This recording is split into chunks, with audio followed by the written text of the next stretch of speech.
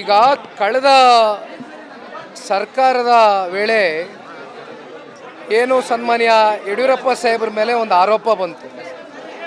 ಆ ಆರೋಪ ಬಂದಾಗ ಆರೋಪವನ್ನು ತನಿಖೆ ಮೂಲಕ ಎದುರಿಸಿ ಆರೋಪ ಮುಕ್ತರಾಗಿ ಮತ್ತೆ ಬಂದು ನೀವು ಆ ಸ್ಥಾನದಲ್ಲಿ ಕೂತ್ಕೊಳ್ಳಿ ಅಂತಕ್ಕಂಥ ಉಪದೇಶವನ್ನು ಈ ರಾಜ್ಯದ ಗೌರವಾನ್ವಿತ ಮುಖ್ಯಮಂತ್ರಿಗಳು ಅಂದು ಕೊಟ್ಟಿದ್ದರು.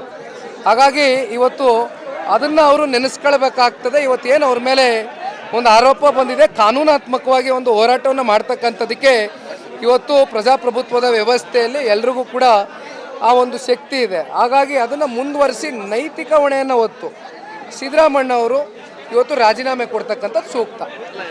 ವಿರೋಧ ಪಕ್ಷದವರು ಹೇಳೋದು ಒಂದು ಬೇರೆ, ಅವರು ಸ್ವಪಕ್ಷದವರೇ ಕೆಬಿ ಕೋಳಿವಾಡ ಹೇಳ್ತಾ ಇದ್ದಾರೆ. ಇಲ್ಲಿ ನೋಡಿ ಅಣ್ಣ, ಏನಾಗಿದೆ, ಭಾಳಷ್ಟು ಜನ ಸಿದ್ದರಾಮಣ್ಣನ ಜೊತೆನಲ್ಲೇ ಇದ್ದಂಗಿದ್ದಾರೆ.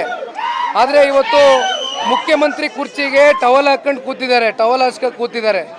ಹಾಗಾಗಿ ಪಾಪ ಯಾರ್ಯಾರ ಮನಸ್ಸಲ್ಲಿ ಅವರವರ ಪಕ್ಷದ ನಾಯಕರ ಮನಸ್ಸಲ್ಲಿ ಏನೇನಿದೆ ಅಂತಕ್ಕಂಥದ್ದು ಸಿದ್ದರಾಮಣ್ಣನೇ ಹೇಳ್ಬೇಕು. ಅವರವ್ರ ಜೊತೆಗೆ ಇರೋರಲ್ಲೇನೆ ಪೈಪೋಟಿ ಶುರುವಾಗಿದೆಯಾ ಸಿಎಂ ಸ್ಥಾನಕ್ಕೆ ಅಂತ ಇರ್ಬೋದು. ನೀವೆಲ್ಲ ನೋಡ್ತಾ ಇದ್ದೀರಲ್ಲ. Thank you.